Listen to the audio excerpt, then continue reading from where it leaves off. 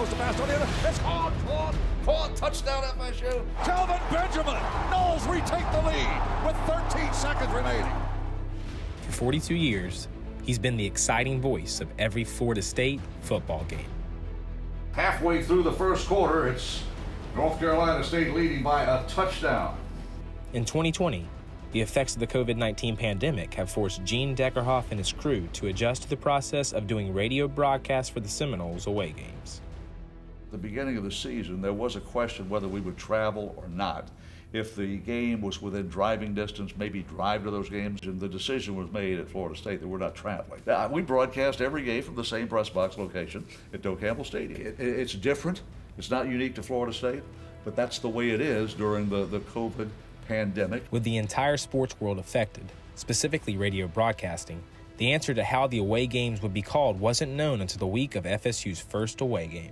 Our Miami game, the first game that we did, where we were here in the stadium and the team was away, it was strange. It was really kind of crazy trying to figure it out, but it worked out pretty good. I was really, really nervous the first game, that Miami game, because I didn't know what I was gonna, and I practiced at home on games to see numbers and that kind of thing. But the decision was between press box location or Seminole production studio. And the week of the game, the decision was made, it'd probably be best to do it from the same location that we broadcast home games from, rather than go back and forth and back and forth. And I think that was the right decision, and that's the way this 2020 season's playing out. With the location of every broadcast set in the crew's radio booth at Doak Campbell, the preparation for the game itself didn't change. So your week is pretty much the same. You get the game notes from both schools. You have the template with the depth chart, and you get familiar with the team that you're playing. Obviously, you're familiar with the home team. And so there's no difference in the preparation for the broadcast. When it's away and we're here sitting in the stadium and we're looking at our monitors and whatnot, trying to get it done, it's different from the standpoint, like I said, that we're not right on top of it, but we have a great engineer. Chris Cope does an amazing job, and we feel like, even though we're not at the game, we feel like we're there.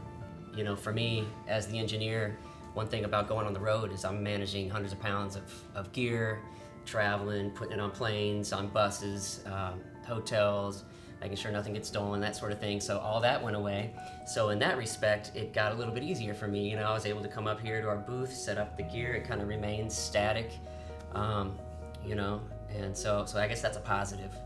With all the change that the Seminole Sports Network crew has experienced due to the impact of the coronavirus, another thing that is missed are the memories that the road brings. The crew we have now, Andy Surratt, Spots, William Floyd, Chris Culp, myself, it's those memories too, not just the touchdowns and the wins, but the travel and a chance to see different parts of the country.